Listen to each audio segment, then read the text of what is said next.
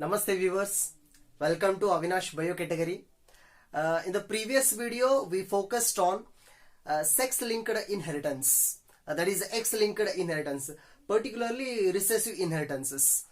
So today, let me consider another major concept that is in the disorder pattern only. So another one is autosomal recessive disorders pattern. I hope. So in theory already have studied regarding that one, that is sickle cell anemia, thalassemia, phenylketonuria. So all of those things if you consider, that means those are recessive disorders, autosomal linked recessive disorders from our need point of view. Yes. So in that sense, let me consider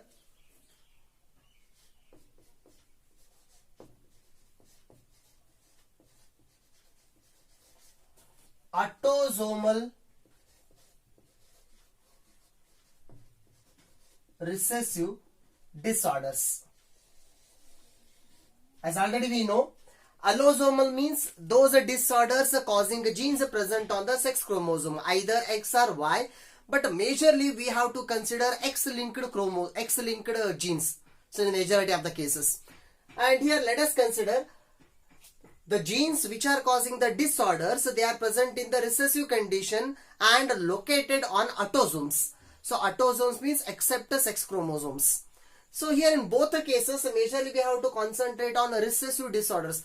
Of course, dominant disorders are also there, but thing is, majority of the disorders are causing because of the recessiveness of the gene. If the gene is not expressing, then it causes a disorder. So majority of them are like that only. So in autosomal recessive disorders, one thing, these are disorders we have taken here from human beings, concerned to human beings, and in the human beings we are having totally 46 chromosomes, diploid condition. Out of 46 chromosomes, except last pair, we are having total 44 autosomes, and out of 44 autosomes, so on which chromosomes these recessive genes are present and they are causing the disorders. So we have to focus. Our information is constricted to that area only here. So in that sense, let me consider two major disorders here, and those two disorders are concerned to blood. Yes. So one disorder is the first one.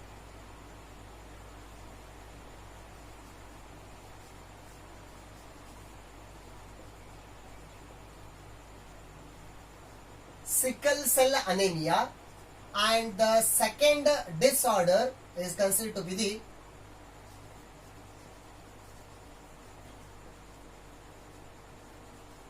thalassemia. Sickle cell anemia and thalassemia, and these are the disorders related to the blood, defectiveness in the blood, and particularly in the RBC cells related. So here sickle cell anemia and thalassemia, in both the cases, if you observe the suffix form, so here suffix majorly anemia pronouncing here, thalassemia, like for suffix like here also it is something concerned to the anemia condition. Anemia means, already we know, anemia means it is a reduction of blood, or defectiveness is something concerned to the blood. That means RBC cells, not the WBC and regarding those cells. Particularly we have to consider RBC cells. In the RBC cell, if the quantity of RBC cell is a decrease in the blood, that is also considered to be anemia condition. Or sometimes if the hemoglobin quantity or if quality has been changed, that is also concerned to the anemia condition. Or if the quantity of the blood has been degraded, means that is also considered to be the anemia. So here both the conditions are related to anemia conditions only, blood disorders these are. And here for both the disorders causing genes are present on the autosomes here. Yes, and both are recessive disorders. So in that one, let me consider the first one.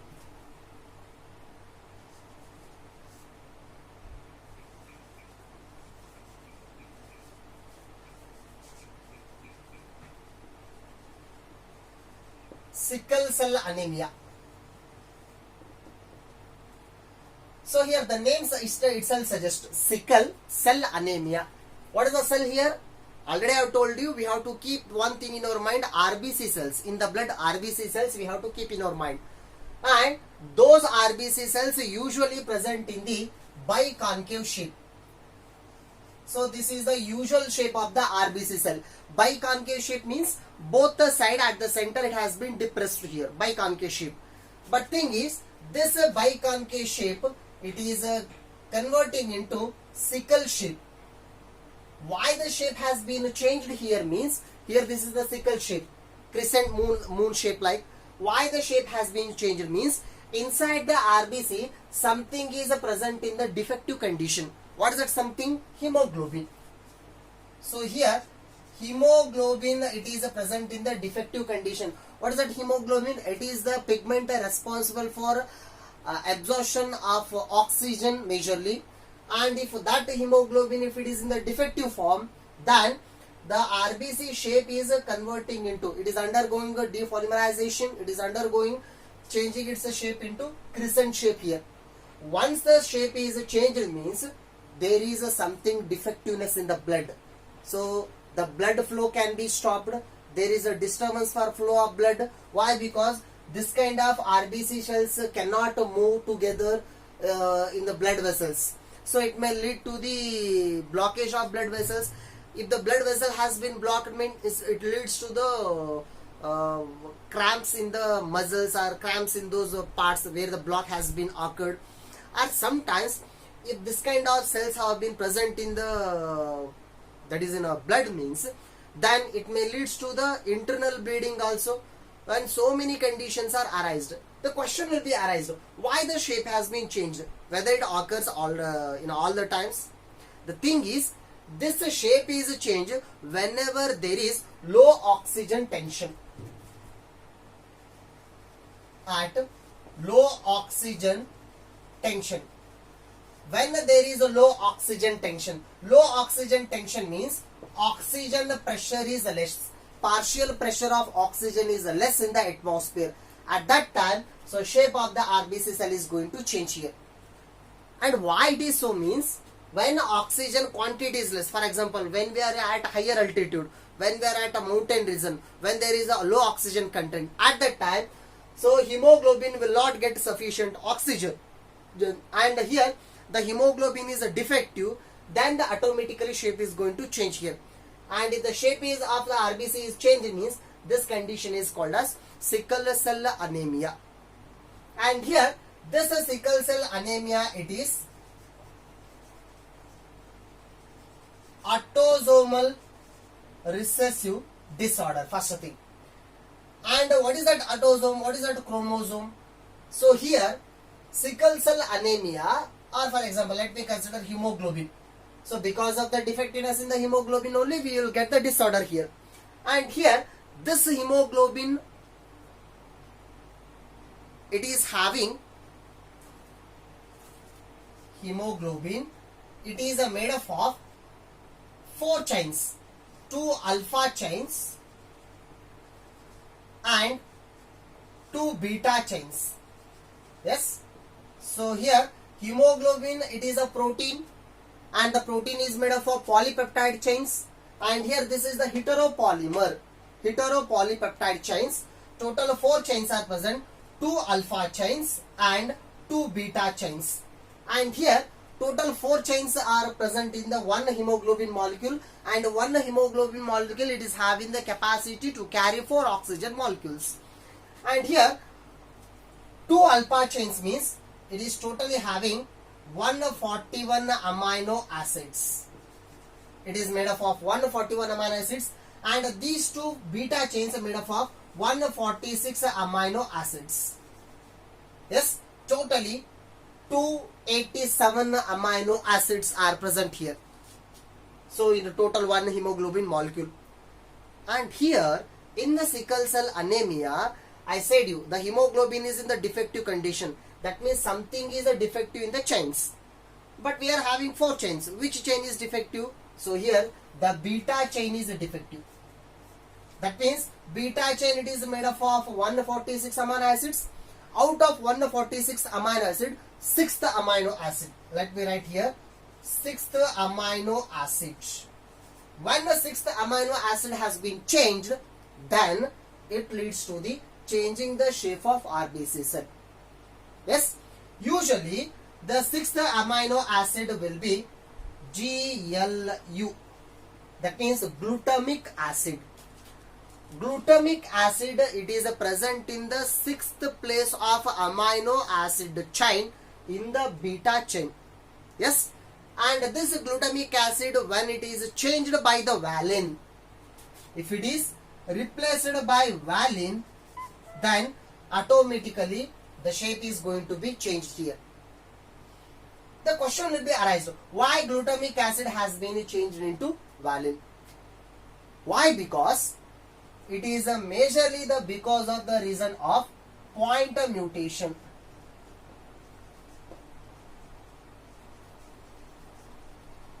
Yes, this is the major thing.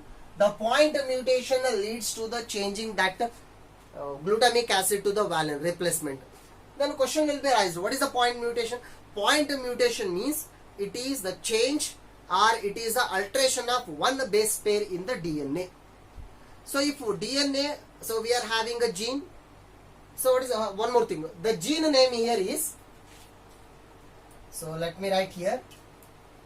The gene name is HBA and HBS. HB means hemoglobin. HBA and HBS, these are the two alleles. Usually gene will be having two alleles. So these are the two alleles. HBA means a dominant allele and HBS means a recessive allele. And here the sickle cell anemia, it is caused by the HBS gene, not by the HBA gene. So let me write the condition. Let me say you the condition. HBA, normal. Both alleles are dominant. The condition is normal. Shape of the RBC cell is biconcave shape. HBA, HBS, heterozygous condition. Of course, shape is biconcave, but when there is a place where the oxygen pressure is less, at that time shape is going to change. If the condition is totally recessive, HBS, both the genes are recessive, then it is severe. So at that time, if both are recessive means HBS, then it may lead to the SCD condition, severe combined diseases. So many abnormalities will be arised, and the person will be having a less oxygen content in his blood, and there is a chance of death of that person if both are recessive alleles. So it is also one severe condition here. And the thing is here, whether it is a HBA or HBS, this gene, it is present on 16th chromosome. Yes, it is present on 16th chromosome. And keep this one in your mind. On the 16th chromosome, these alleles are present here. And here, glutamic acid has been changed into valine, already I told you. So here, glutamic acid, if I consider glutamic acid, so it is coded by the sequence GAG codon. On the DNA, GAG codon is present, that is transcribed to the mRNA as GAG.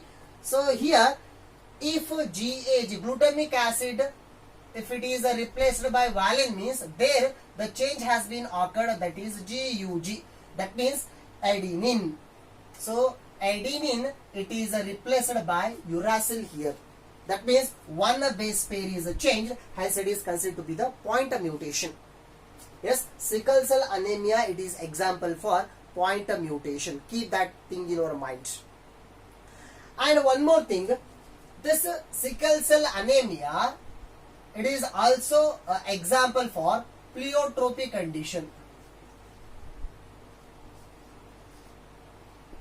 Yes, it is also a best example for pleiotropy. For pleiotropy, already we know the best example is PKU, phenylketonuria.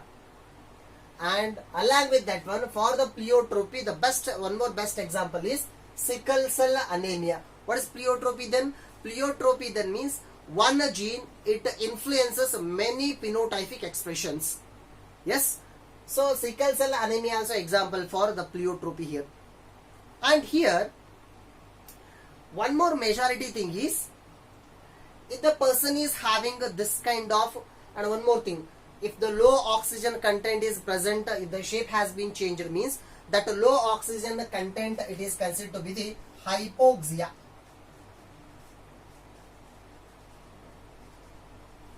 Hypoxia means the condition where oxygen content or oxygen partial pressure is less. Right? One more thing.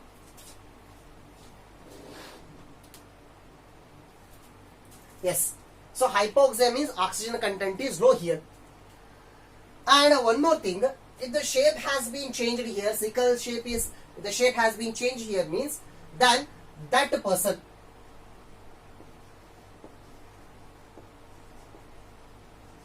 resistant to malaria. So this is the major thing. The person who is having the sickle cell anemia condition, that patient, he is resistant to malaria. So this is a quite interesting thing. How he is resistant to malaria means, see here, malaria means falciparum malaria, that is that dangerous form, falciparum malaria. So the person is not resistant to malarial infection. Of course a malarial infection occurs, but he is resistant to malarial disease development in his body. So already we know malaria, it is caused by the Plasmodium vivax, that organism, or Plasmodium falciparum, whatever you call it as. When that pathogen enters our body, so for that infective stage, so for that malarial pathogen, at one stage RBC cell is the main host part. Yes, if the RBC shape is changed, means so that organism, that pathogen cannot sustain in this shape. Hence, it cannot valid. It cannot retain in that those RBC cells. Hence, that person will be resistant to malaria. So this is the best advantage, good advantage here. And here, so how the inheritance pattern is there for this one? If you consider, how is the inheritance pattern here? So here inheritance pattern is present in that form, at least both the parents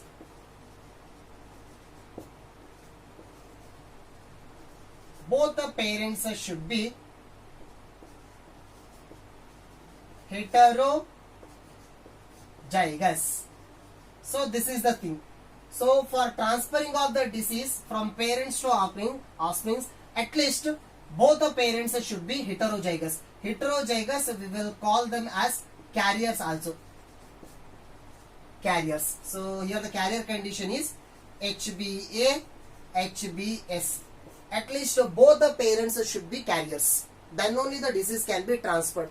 Of course, if both the parents are affected, means of course the disease will be transferred to all the offsprings. And one more thing, here whether the disease is transferring from mother to son or father to daughter, not that specific inheritance pattern. So it is since it is autosomal, the disease can be transferred equally to the son as well as equally to the daughter. It is not a sex specified. It can be transferred to any kind of sex. Why? Because this is autosomal here, right?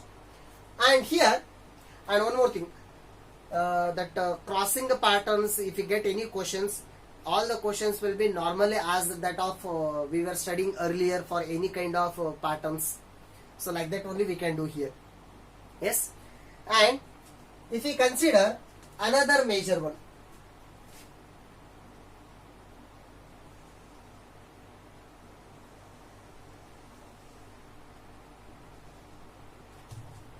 so let me consider the second one.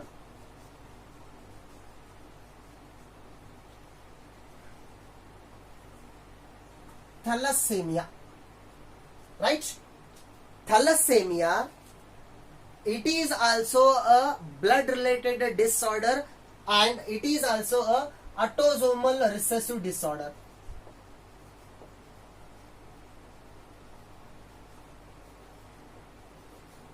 Yes, and here that autosome is, and one thing, here the autosome, involved autosome is a chromosome number 16. 16th chromosome is involved here, and here in this case 16 and 11, two chromosomes are involved. 16 and 11, two chromosomes are involved. Why? Because here we are having total 3 genes, HBA1 and HBA2, and third gene is HBBG. So here totally we are having 3 copies of genes. So HB means hemoglobin, already we know. Here A stands for alpha and B stands for beta. What are those alpha and beta? Alpha and beta are the chains, type of chains present in the hemoglobin. That means it is also concerned to the hemoglobin only. So here HbA1 and HbA2 means already we know 2 alpha chains are present here, right? And let me consider alpha 1 and alpha 2. Alpha 1 and alpha 2. So here for production of alpha 1 chain and alpha 2 chains, 2 separate genes are present here, and both the genes are present on chromosome number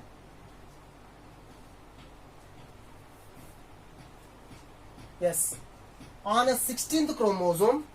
Both are present here, and this HBBG, it is present on 11th chromosome. So 2 chromosomes are involved here. Since we are having total 3 genes, so what it suggests?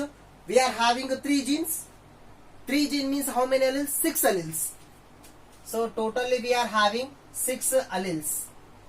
So 6 alleles are responsible for this thalassemia condition here. Say for example our our skin color. So our skin color, it is controlled by 3 genes A, B, C. So 3 gene means 6 alleles. Here also 6 alleles are present here. So what it indicates? Here the effect is additive. In a thalassemia condition, the effect is additive. Or any one allele, I am not saying just a gene, any one allele. Total how many alleles are there here? 6 alleles. 3 dominant alleles and 3 recessive alleles.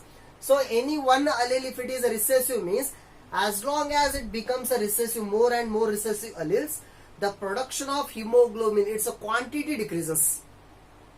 Say for example, out of 6 alleles, 3 genes means 6 alleles. Out of 6 alleles, 4 alleles are dominant, 2 alleles are recessive, means the quantity of hemoglobin production decreases.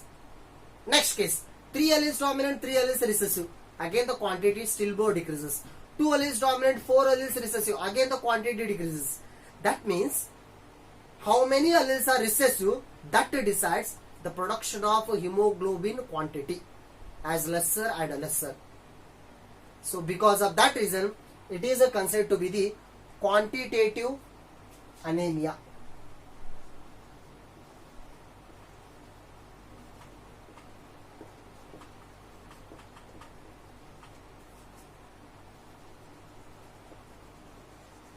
Right? So it is an example for quantitative anemia. And this one here, the major difference between sickle cell anemia and thalassemia is that, of course, both are anemia, both are defectiveness in the blood, and both are related to the hemoglobin only. But thing is, here hemoglobin quantity is not disturbed. Hemoglobin quality is disturbed. Why? Because just one amino acid is changed here. Remaining number of all amino acids are as it is. So because of that reason, I will consider this one. Let me segregate here clearly. So here I will consider sickle cell anemia as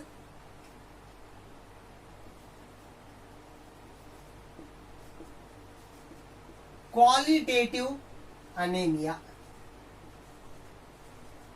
Yes, this is the qualitative anemia, and that is the quantitative anemia or quantitative inheritance. That is example for. So here the quality of hemoglobin disturbed, their quantity of hemoglobin disturbed there, and that is more lethal to the patient. Why? Because the quantity of hemoglobin goes on decreases, and because of that reason the person will be unable to carry the sufficient amount of oxygen through his blood. Right.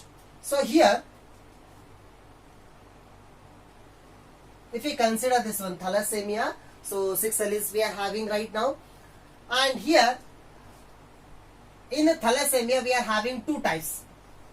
two types of thalassemia. The first one is alpha thalassemia, and the second one is beta thalassemia. Alpha and beta, two types of thalassemia we are having. Alpha thalassemia means either HbA1 or HbA2. These two genes are in the defective condition. These two genes are in the recessive condition. And beta thalassemia means this HBB gene. So beta chains producing gene is in the recessive condition. And again, in alpha and beta thalassemia, in both the sides, from both the side, we are having two conditions, minor and major. Yes, alpha thalassemia minor and major, beta thalassemia minor and major. So what it indicates, minor and major? Minor means just one chain is affected. Major means two chains are affected. Yes, major means two chains are affected. So what is that one chain? Already I have told you, alpha thalassemia minor. Say for example, alpha thalassemia minor means only one alpha chain is affected, not both. Alpha thalassemia major means both the alpha chains are affected, or both the alpha chains are not producing. So because of that reason, here the quantity of hemoglobin gradually decreases. And thing is, compared to minor, major is more lethal. It is a dangerous. If the condition is major, it is a dangerous here. And here, the beta thalassemia, it is the majorly occurring thalassemia condition in most of the patients compared to alpha thalassemia here. And here, the beta thalassemia, that is a major beta thalassemia, it is also called as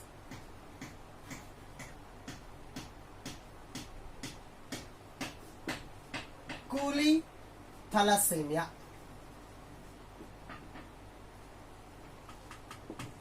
So it is also famously known as Cooley's thalassemia.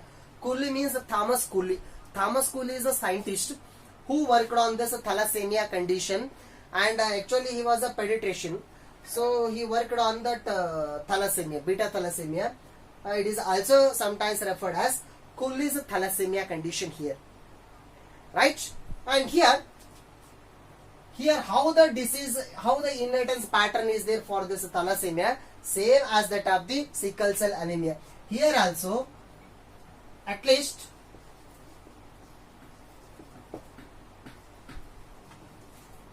both the parents should be heterozygous. So here also, at least both the parents, if we consider, they should be heterozygous. Then only the disease can be transferred. Of course, the heterozygous condition will call it as a carrier. So both they should be carrier. And here also, it is not specific to any sex, only either to the male or not to the female. It is equally passing to the male as well as female here, right? And here in thalassemia, keep one major thing in your mind. Sickle cell anemia, that is the qualitative anemia condition. Thalassemia is a quantitative anemia condition. Why? Because here hemoglobin chain, its production is affected. There hemoglobin chain production is normal, it is as it is, but the thing is here 6th amino acid is just replaced. Glutamic acid is replaced by valine. Hence it is considered to be the qualitative. Quality has been changed, not the quantity. Here the quantity has been changed. So compared to this one, and this is the more severe here, thalassemia condition here. Right? So I think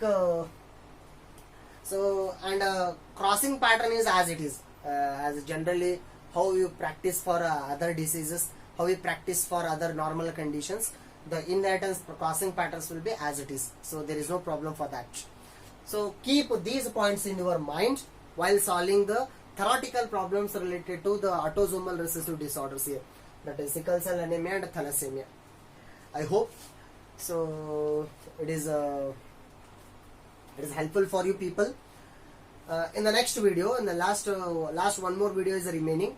In the last video, let us focus on in the next video. So that is the last content is remaining there. So let us there in the next video focus on chromosomal disorders, and that is the last remaining major concept from this chapter. So if that concept is completed, means I hope the all major aspects from this bigger genetic chapter has been completed. So it will be completed there. So in the next video, let us focus on chromosomal disorders.